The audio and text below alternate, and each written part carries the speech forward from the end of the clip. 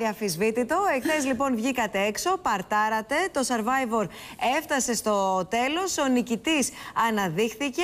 Είδαμε λοιπόν τον τελικό προχθές, εχθές πάρτι. Χωρίς αποχωρήσεις, χωρίς ασυλίες. Χωρίς τίποτα. Χθες λοιπόν έπρεπε να το γιορτάσουμε.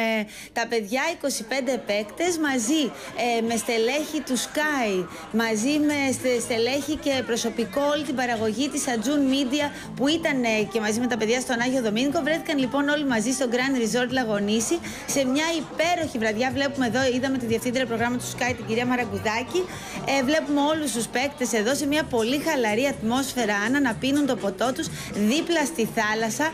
Και το καλύτερο της βραδιάς, γιατί εμείς τους παίκτες τους προσέχουμε. 5 μήνες πέρασαν πάρα πολλές δυσκολίες, οπότε υπήρχε εκεί παγωτό, το Magic, το καλύτερο παγωτό για να φάνε. Ήταν και ένα από τα έπαθλα, θέλω να σου πω, στο Survivor, στην ομάδα των μαχητών, και χάρηκαν πάρα πολύ όταν είδαν ότι θα ξαναφάνε Magic, αλλά αυτή τη φορά δίπλα στο κύμα, στο Grand Resort Λαγονήσι, σε μια φοβερή ατμόσφαιρα, πάρα πολύ όμορφη. Τη βραδιά έκλεψε επίσης, να σου πω, ο Γιάννης Παλιάρας, ο οποίος έτσι με την έντονη προσωπικότητά του τους έκανε όλους μια παρέα, και τα βλέμματα όμως τράβηξε περισσότερο από όλους και ο νικητής, ο Γιώργος Αγγελόπουλος, ο οποίος ήταν και αυτός που έτσι απαντούσε στις περισσότερες ερωτήσεις κατά τη διάρκεια της βραδιάς.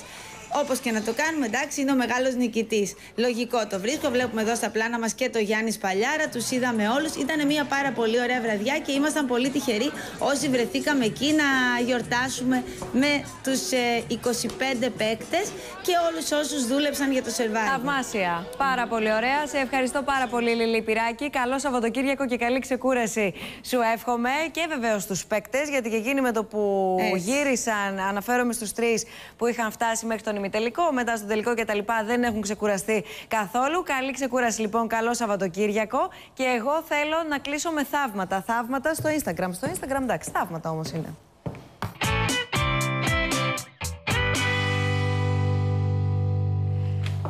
Ευτυχώς έχω και σένα.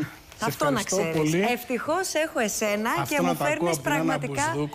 Λες θαύματα και τα εννοείς. Ξέρεις, δεν τα εννοούν όλοι. Πραγματικά, ό,τι λες, το υλοποιείς. Ξέρεις τι γίνεται. Και έτσι θα κλείσουμε την εβδομάδα. Θαυμάσια.